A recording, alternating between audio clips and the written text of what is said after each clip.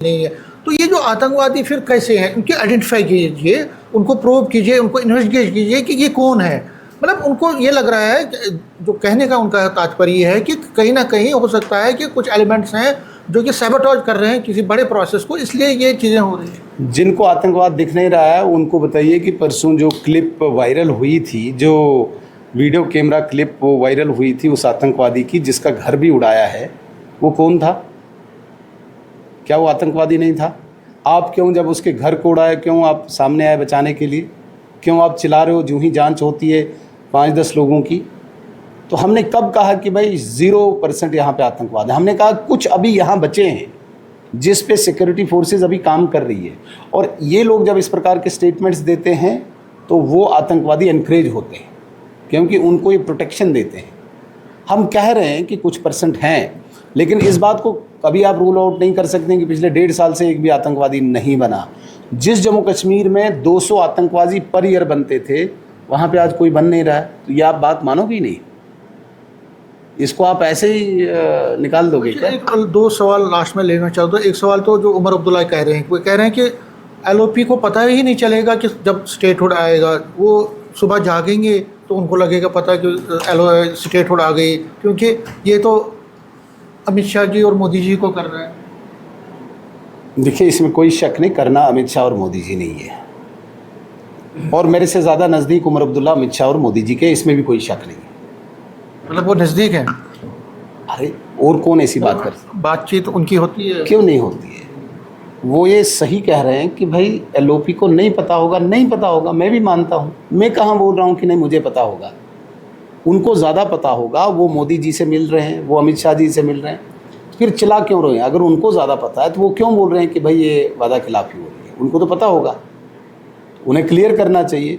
मैंने कहा कि वो मुझसे ज़्यादा नज़दीक है मोदी जी के, अमित शाह जी के, तो क्लियर करे क्या बोला है। उनने तो बोला स्टेटहुड देंगे, फिर वो ये धरना, ये ड्रामा था क्या?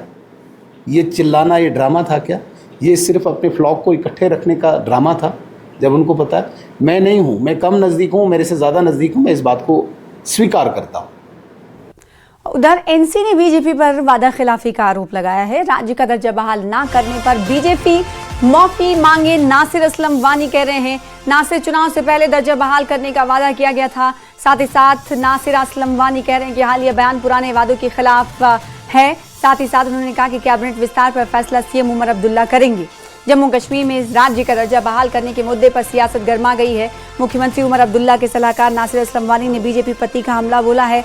वानी ने कहा कि बीजेपी ने चुनाव प्रचार के दौरान जम्मू कश्मीर को फिर से राज्य का दर्जा देने का वादा किया था, लेकिन अब पार्टी का यह कहना है कि नेशनल कॉन्फ्रेंस सरकार के कार्यकाल में राज्य का दर्जा बहाल नहीं किया जाएगा, उसके पुराने वादों से अलग है। उन्होंने कहा कि बीजेपी को जम्मू कश्मीर के लोगों से माफी मांगनी चाहिए। साथ ही साथ उन्होंने कहा कि कैबिनेट विस्तार को लेकर अभी किसी को नहीं मालूम विस्तार कब होगा, और ये फैसला पूरी तरह से मुख्यमंत्री उमर अब्दुल्ला के अधिकार क्षेत्र में है, दायरे इख्तियार में है कि किसे कैबिनेट में शामिल करना है और किसे नहीं। मीडिया की जो इस वक्त ज़ीनत बन चुकी है खबर के कैबिनेट एक्सपेंशन हो सकता है, नए चेहरे सामने आ सकते हैं, जो आए हैं उन्हें शायद बिठाया जा सकता है। क्या कहा जा रहा है कि हफ्ते के अंदर, 2 हफ्ते अंदर? तो अगर आपसे पूछा जाए वज़ीर आला के मंत्री मुशीर होने के बाद, कब तक मुमकिन है और क्या हो सकता है? अगर सच बात सुने तो किसी को ही पता नहीं। ये मैंने पहले भी कहा है, आपसे भी शेयर किया है। ये प्रेरोगेटिव है सिर्फ चीफ मिनिस्टर। वो किसको अपनी काबीना में लेंगे, किसको काबीना से बाहर रखेंगे, क्या तोसी करेंगे, किसको क्या पोर्टफोलियो लेंगे।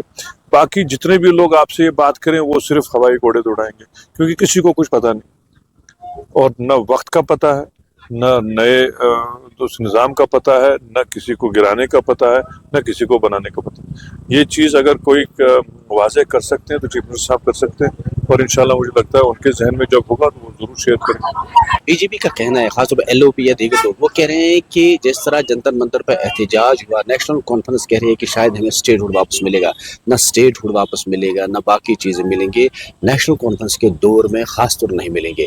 इस पर आप किस तरह रद्द जो टेक?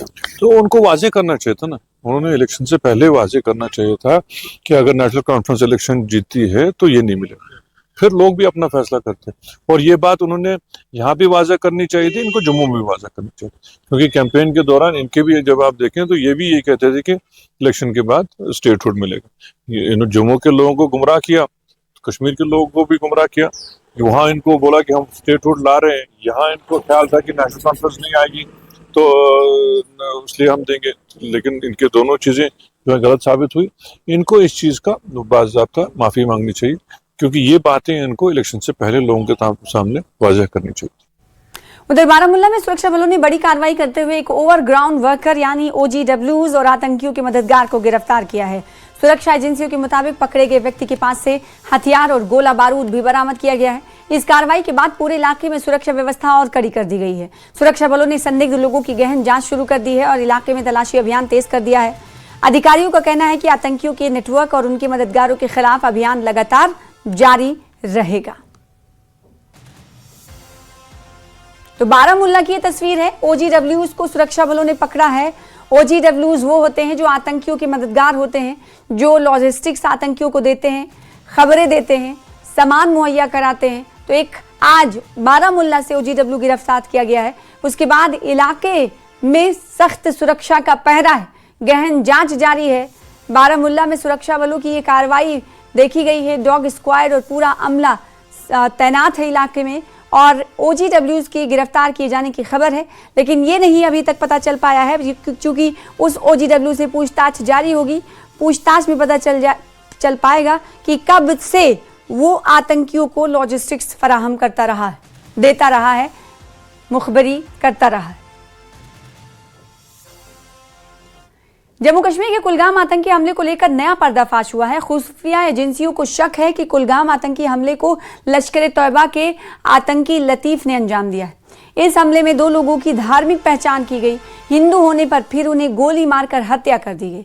उस समय वहां करीब 250 लोग मौजूद थे। आतंकियों ने लोगों को रोका, उनके नाम पूछे और पहचान। हिंदू होने की पुष्टि होने पर 2 लोगों को निशाना बनाकर गोलियां मार दी। इस हमले के पीछे लश्कर तैयबा का हाथ होने की जानकारी मिली थी, जिसके बाद में आधिकारिक बयान के जरिए भी पुष्टि हुई। खुफिया सूत्रों का दावा है कि लतीफ पहले भी अनंतनाग में हुए उस हमले में शामिल रहा है और उसमें AK-47 का इस्तेमाल करता है। एजेंसियां ये भी जांच कर रही हैं कि इस बार उसने सीमित संसाधनों के साथ इस हमले को क्यों अंजाम दिया। सूत्रों के अनुसार लतीफ हाल ही में मारे गए आतंकी जाकिर गनई का करीबी सहयोगी था। दोनों कुलगाम, शोपियां और अनंतनाग में आतंकी गतिविधियों को अंजाम देने वाले सक्रिय मॉड्यूल का हिस्सा रहे हैं। साथ ही ये दावा भी किया जा रहा है कि 5 स्थानीय आतंकी घाटी में अभी सक्रिय हैं।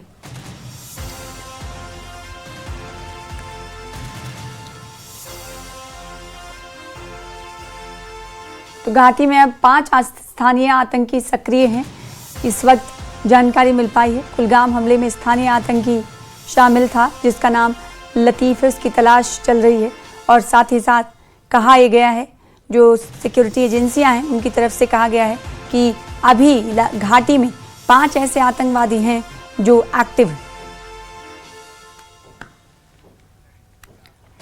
और कुलगाम में गैर स्थानीय मजदूरों पर हुए आतंकी हमले के बाद जम्मू कश्मीर में सुरक्षा व्यवस्था को लेकर बड़ा एक्शन शुरू हो चुका है। उपराज्यपाल मनोज सिन्हा ने श्रीनगर में उच्च स्तरीय सुरक्षा समीक्षा बैठक बुलाकर अधिकारियों को बाहरी राज्यों से आए श्रमिकों की सुरक्षा के लिए बनाई गई SOP की व्यापक समीक्षा करने के निर्देश दिए।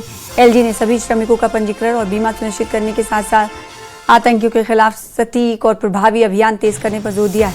बैठक में अमरनाथ यात्रा की सुरक्षा और कुलगाम हमले के पीड़ित परिवारों को हर संभव सहायता देने पर चर्चा हुई। बैठक में मुख्य सचिव अटल डुल्लू, DGP नलिन प्रभात, गृह विभाग के प्रधान सचिव Chandrakar Bharti, SDG coordination SJM Gilani समेत कई आला अफसर शामिल हैं।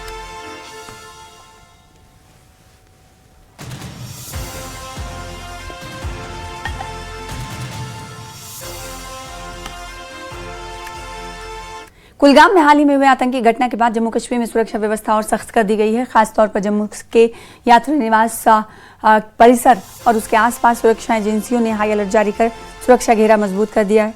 CRPF, ITBP, Jammu Kashmir police और स्पेशल ऑपरेशन ग्रुप के जवान हर गतिविधि पर कड़ी नजर रखे हुए हैं।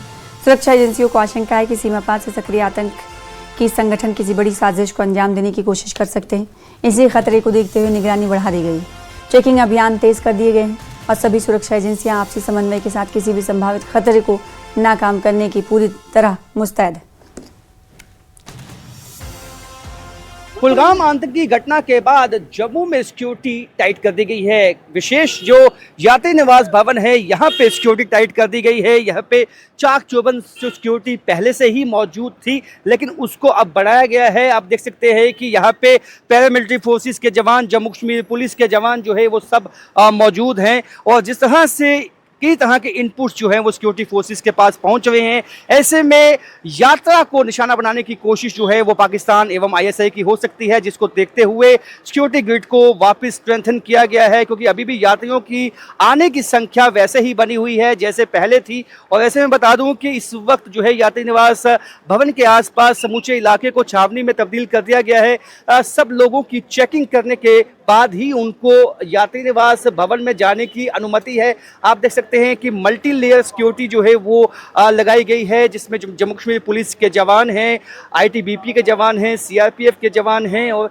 इसके साथ साथ आप देख सकते हैं कि अब जो पैरामिलिट्री फोर्सेस के अतिरिक्त जो लोग यहाँ पे लगाए गए हैं और जितनी भी गाड़ियाँ विशेष यात्री निवास भवन में आने वाली या जाने वाली हैं उनकी चेकिंग के बाद ही उनको अंदर प्रवेश की अनुमति है। और आप देख सकते हैं कि जो सिक्योरिटी फोर्सेस हैं वो किस तरह से इस वक्त बिल्कुल अलर्ट मोड पे हैं, क्योंकि जैसे कि पाकिस्तान के हालात बने हुए हैं एवं जो पाकिस्तान की एट्रोसिटीज़ और जुल्म जो उन्होंने ढाया है पीओके के लोगों पे, उनसे ध्यान भटकाने के लिए पाकिस्तान एवं आईएसआई किसी बड़ी आतंकी घटना को अंजाम देने की कोशिश कर सकती है, जिसके चलते जो है सिक्योरिटी को बढ़ाया गया है। आपको बता दूं कि जम्मू में विशेष नाके कई जगहों पे लगाए गए हैं।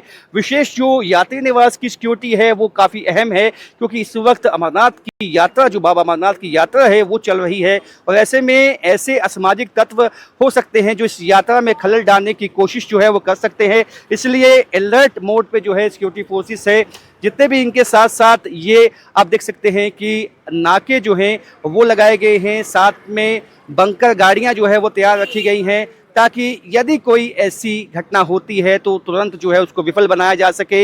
हमारे जो सिक्योरिटी जवान हैं वो रात दिन डटे हुए हैं, मोर्चे पे डटे हुए हैं और एक ही इनका मकसद है कि इस यात्रा को जो है सुनिश्चित करना है कि बिल्कुल सुरक्षित तरीके से ये यात्रा जो है वो सफल हो, क्योंकि रिकॉर्ड संख्या में यात्री जो है इस दफ़ा यहाँ पहुँचे हैं जम्मू में, जिसका फ़ायदा सबको मिला है। और आप देख सकते हैं कि यही कमोवेश स्थिति है कि जिस तरह से पाकिस्तान के अंदरूनी हालात हैं, वहाँ पे जो प्रशासन है, वहाँ की हुकूमत है, उसके खिलाफ लोगों का गुस्सा जो फूट रहा है, पीओके में जो हालात है उसको देखते हुए ऐसी आशंका हमेशा से बनी रहती है कि पाकिस्तान अपनी जनता का ध्यान भटकाने के लिए कोई बड़ी घटना को अंजाम दे सकता है। लेकिन ये जवानों का हौसला ही है जिसके चलते अभी तक पाकिस्तान अपने नापाक मंसूबों में कामयाब नहीं हो पाया है और आगे भी नहीं हो पाएगा। राजन वैद, न्यूज़ 18 जम्मू। तो कुलगाम में हालिया आतंकी घटना के बावजूद अमरनाथ यात्रा पर निकले श्रद्धालुओं के उत्साह और आस्था में कोई कमी नहीं दिख रही। देश भर से श्रद्धालु जम्मू के यात्री निवास आ पहुंच रहे हैं और बम बम भोले के जय घोष से पूरा माहौल भक्तिमय बना हुआ है। श्रद्धालुओं का कहना है कि आतंक जैसी घटनाएं उनकी आस्था को डिगा नहीं सकती। उन्हें भारतीय सेना और सुरक्षा बलों पर पूरा भरोसा है। और भोलेनाथ के भक्तों का उत्साह वैसा ही बना हुआ है जैसा कि पहले दिन हमें देखने में आया था। हालांकि कुलगाम में जो घटना घटित हुई उसके बाद भी जो यहाँ यात्रियों का उत्साह है वो कम नहीं हुआ है। अभी भी यात्री निवास भवन में जो है काफ़ी संख्या में जो है यात्री पहुँच रहे हैं और बाबा भोलेनाथ के भक्त जो है उनके जय घोष लगाते हुए अभी भी देखे जा सकते हैं। और ये यात्रा का उत्साह ही है कि अभी भी कोई कमी नहीं आई है। अभी भी लगभग जो है 3865 यात्री जो है आज बालटाल के लिए निकले यहाँ से। इनसे जानेंगे, हालांकि कुलगाम में घटना हुई लेकिन भक्तों के उत्साह में कोई कमी नहीं। कोई कमी नहीं है। हम लोग बाबा बर्फानी के परम भक्त हैं। हम लोग बिहार से आए हैं, गया से बिलोंग करते हैं, बुद्ध की नगरी से हैं। और सबसे बड़ी चीज़ है कि एक बिहारी 100 पर भारी। बिहारी ऐसा एक चीज़ है कि उसमें डरने का कोई नाम चीज़ नहीं है। कुछ भी हो जाए हम लोग बाबा बर्फानी को दर्शन करेंगे। जब भी बुलावा आएगा जरूर पहुंचेंगे। अपनी सेना पे कितना विश्वास है आपको, अपनी security forces? Sir, Indian army must, Indian army, ITBP, Jammu police, ये सब बहुत मस्ट है हम लोग के लिए। आज उन्हीं के देन से हम लोग बिहार से चल कर आते हैं, गया से चल कर आते हैं, तो उनका सुरक्षा के अनुभव से। दूसरा चीज है कि आज बाबा बर्फानी से हम यही मांगते, तबर भी यही मांग किए थे, बाबा बिहार में बारिश अच्छा हो ताकि फसल अच्छा हो, ताकि हमारे किसान ये न कहें जय जवान जय किसान। बिल्कुल, आप क्या कहेंगे? हम तो बहुत खुश हैं। पहला बार जा रहे हैं, 2 बार तो पास नहीं मिली तो हम लौट गए, लेकिन फिर श्रद्धा बना करके हम बाबा बर्फानी के दर्शन करेंगे, चाहे जितना टाइम लगे। दर्शन करके ही जाएंगे आप जी लोग? हाँ, दर्शन करके ही। आप क्या कहेंगे? कोई खौफ तो नहीं किसी तरह का? नहीं, किसी प्रकार का कोई डर नहीं है। हम लोग बाबा बर्फानी का दर्शन करने के लिए पहली बार जा रहे हैं, कोई डर भय नहीं है। हाँ, आप क्या कहेंगे? उत्साहित, काफी खुश दिखाई दे रहे हैं। हाँ, पहली बार जा रहे हैं, कोई दिक्कत नहीं है कभी। अपनी सेना में कितना विश्वास है आप लोग? हाँ, विश्वास है हम लोग का। इंडियन आर्मी बहुत सुरक्षित रहती है। सुरक्षित रखती है, आप क्या कहेंगे? ठीक है, बिल्कुल सही है। यहाँ जो आपके लिए अरेंजमेंट्स थे, आपके लिए जो व्यवस्था की गई है, कैसी लगी? अच्छी है, कोई दिक्कत तो नहीं आई? नहीं आप क्या कहेंगे? इंडियन आर्मी को पूरा भरोसा है, इसलिए हम लोग वहाँ से आए हैं। पहली बार हम लोग बाबा बर्फानी के दर्शन करने जा रहे हैं। ओके, आप क्या कुछ कहने वाले थे क्या? आज सारे लोग को यही बोलते हैं कि अपने देश के जवान पर भरोसा विश्वास करके रहें, क्योंकि ये जो इंडियन आर्मी हो, आईटीबीपी हो, या जम्मू पुलिस हो, या पैरा कमांडो हो, ये लोग अपने परिवार को छोड़कर हम लोग को सुरक्षा के लिए रहता है। हम इनके लिए जय हिंद सैल्यूट करते हैं इंडियन आर्मी को। बिल्कुल सैल्यूट करते हैं इंडियन आर्मी को, सिक्योरिटी फोर्सेस को। लेकिन एक बात साफ है कि किसी तरह की घटना, किसी तरह की आंतरिक घटना का कोई भी इम्पैक्ट इन यात्रियों पे दिखाई नहीं दे रहा है और उसी तरह उत्साह बना हुआ है। दर्शन करके ही जाएंगे, इनका कहना है। राजन वैद, न्यूज़ 18 जम्मू। फिलहाल इसी के साथ रुकेंगे छोटे से। हैं इस वक्त जम्मू कश्मीर बीजेपी के प्रेसिडेंट और राज्यसभा मेंबर सतपाल शर्मा जी, न्यूज़ 18 से बात करने के लिए शुक्रिया। सीधा हमला बीजेपी पे किया है आज फारूक अब्दुल्ला ने, दोबारा लगातार दूसरे दिन, और ये कहा है, सवाल उठाया आप पे कि आप तो कहते हैं कि हालात ठीक हो गए, तो ये जो आतंकवादी हैं ये कौन है, कहाँ से आए हैं, ये क्या हो रहा है, सवाल उठा रहे हैं आप पे। देखिए, समय की नज़ाकत को, परिस्थितियों को नेशनल कॉन्फ्रेंस के लीडर जो हैं वो समझते नहीं। हम सब के ध्यान में है कि आतंकवाद का सफाया हो चुका है, इसमें कोई दो राय नहीं। लगभग सारे आतंकी जो हैं वो मार गिराए गए हैं। लॉ एंड ऑर्डर के तौर पर अगर हम यहाँ की परिस्थिति देखें तो अच्छी परिस्थिति की तरफ जो है वो अग्रसर है। एक अच्छा वातावरण जो है वो बन रहा है, इसमें कोई दो राय नहीं। पहलगाम के वाक़े के बाद जब धर्म पूछ कर निहत्थे लोगों की हत्या की गई थी पाकिस्तान के इशारे पर कुछ आतंकवादियों ने, और आतंकवादियों ने भुगता भी। आतंकवादियों को जो है वो मार गिराया गया। धीमे धीमे परिस्थितियां ठीक हो रही हैं, लेकिन मानकर चलिए कहीं ना कहीं तो कोई ना कोई आतंकवादी बचा है जिसने भी इस घटना को जो है वो अंजाम दिया है। मैं मानता हूँ कि आज की परिस्थितियाँ ऐसी हैं कि बॉर्डर सुरक्षित हैं, बॉर्डर्स को लगभग सील किया गया है, बाहर से कोई आतंकवादी अंदर नहीं आ सकता। लेकिन कोई इक्का दुक्का जो इन घटनाओं को अंजाम दे रहा है, किसी भी सूरत पे वो बख्शा नहीं जाएगा। यहाँ की परिस्थितियों के लिए अगर कोई जिम्मेवार है तो वो नेशनल कॉन्फ्रेंस कांग्रेस। आप सबके ध्यान में रहना चाहिए कि जब भारतीय जनता पार्टी गठबंधन सरकार में थी, उस वक्त की परिस्थितियों में जो एक वाक़या हुआ था, आप लोगों के ध्यान में रहना चाहिए कि आतंकवादी को मार गिराया था, बुरहान वानी को, और उसके बाद बैठकें जो थी मुख्यमंत्री द्वारा बुलाई जाती हैं, लेकिन पहली बैठक में नेशनल कॉन्फ्रेंस जो है वो निर्धारित रहती है। बैठक होती है बगैर नेशनल कॉन्फ्रेंस के, उसके बाद दूसरी बैठक में कांग्रेस जो है वो निर्धारित रहती है। यहाँ की परिस्थितियों के लिए अगर कोई मुख्यतः रूप से जिम्मेवार है आज तक यहाँ पर जो परिस्थितियाँ पहुँची हैं, तो वो नेशनल कॉन्फ्रेंस है, कांग्रेस है। आगे बढ़ेंगे कुछ और खबरों की तरफ। फारूक अब्दुल्ला ने जो बयान दिया था, इसी से जुड़े हुए बयान को आपको सुनाते हैं, जिस पर सियासत इस वक्त जारी है, जिस पर आप अब से कुछ देर पहले सत शर्मा की बात सुन रहे थे। अब आपको बताते हैं कि फारूक अब्दुल्ला ने क्या कहा था, कि जिसके बाद ये बयानबाजी जो है शुरू हुई, जहां उन्होंने बीजेपी पर तंज कसते हुए मौजूदा हालात के लिए बीजेपी को जिम्मेदार ठहराया था। अफसोस है किसे मारा ये भी पता नहीं, कौन मारने वाले हैं ये भी पता नहीं। इसकी तहकीकात होनी चाहिए और ईमानदारी से तहकीकात होनी चाहिए कौन मारने वाले हैं। मुझे नहीं पता ये क्यों उस वक्त होता है जब हम लोग स्टेटहुड मांग रहे हैं।